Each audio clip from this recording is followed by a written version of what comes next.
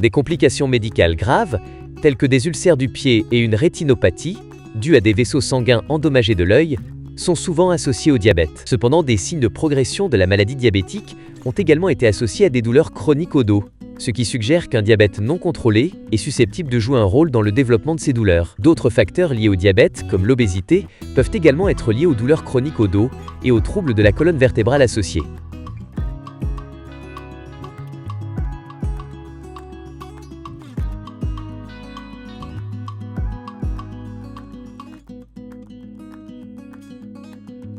Les personnes diabétiques sont plus sujettes aux douleurs dorsales et cervicales que le reste de la population. Les risques nettement plus élevés de douleurs vertébrales peuvent être le résultat de déséquilibres liés au diabète en termes de glycémie, d'insuline et de radicaux libres, qui exercent une pression néfaste sur les disques intervertébraux. Plusieurs études ont établi un lien entre la dégénérescence de la colonne vertébrale et le diabète non contrôlé et ses marqueurs, notamment hyperglycémie, hyperinsulinémie, stress oxydatif. Les radicaux libres désignent des atomes instables qui endommagent les cellules et contribuent au vieillissement de l'organisme.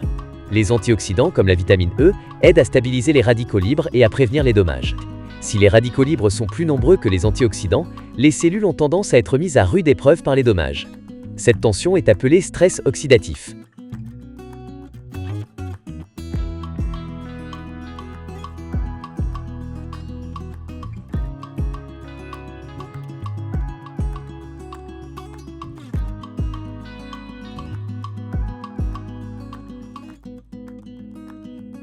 Le diabète est lié à des niveaux élevés de sucre, notamment de glucose et de sorbitol, un sous-produit du glucose. Une glycémie élevée a tendance à modifier la matrice extracellulaire, ce qui entraîne une augmentation du taux de mort cellulaire, en particulier pour les cellules qui forment l'anneau interne du disque intervertébral. On peut en déduire que le vieillissement naturel du disque s'accélère en raison de ces changements cellulaires.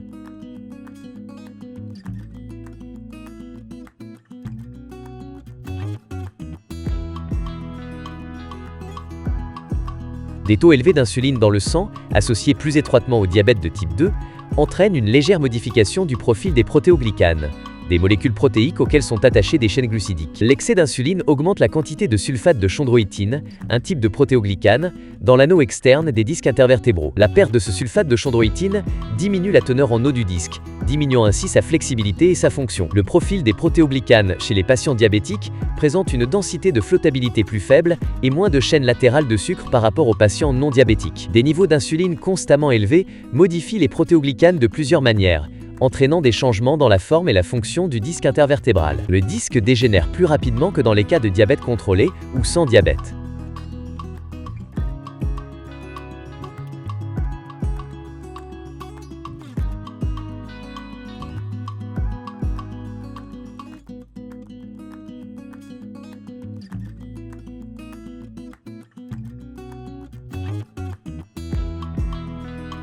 Des études complémentaires ont montré que des taux de glucose élevés entraînent un stress oxydatif, qui se produit lorsque le nombre de radicaux libres dépasse le nombre d'antioxydants. Le stress oxydatif endommage les cellules de l'anneau interne du disque, contribuant ainsi à accélérer le vieillissement du disque intervertébral. L'effet de l'hyperglycémie s'aggrave avec des taux de glucose plus élevés et une durée d'hyperglycémie plus longue, ce qui démontre que le diabète peut avoir une relation dose-dépendante et temporelle avec la dégénérescence discale. Les recherches suggèrent que l'hyperglycémie, l'hyperinsulinémie et le stress oxydatif entraînent des changements importants, notamment dans la composition des protéoglycanes des disques intervertébraux. Ces études indiquent que le diabète est susceptible de contribuer au changement cellulaire et à la dégénérescence de la colonne vertébrale, au-delà de l'obésité ou de l'inactivité physique. Des recherches supplémentaires doivent être menées avant qu'une relation claire entre le diabète et la dégénérescence discale puisse être véritablement établie.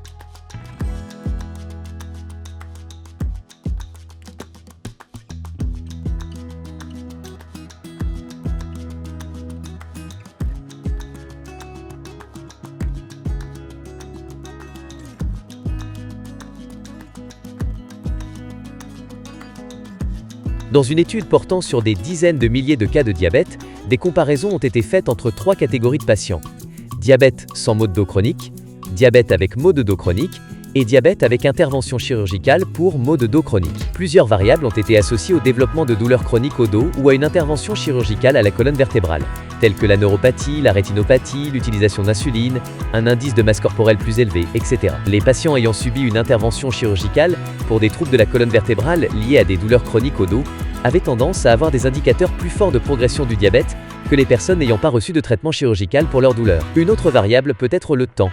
Chaque année qui passe, le risque de développer des douleurs chroniques au dos augmente chez les patients diabétiques. On pense que les effets du diabète non contrôlé sur l'organisme peuvent contribuer à des problèmes spécifiques de la colonne vertébrale et éventuellement à la nécessité d'un traitement chirurgical.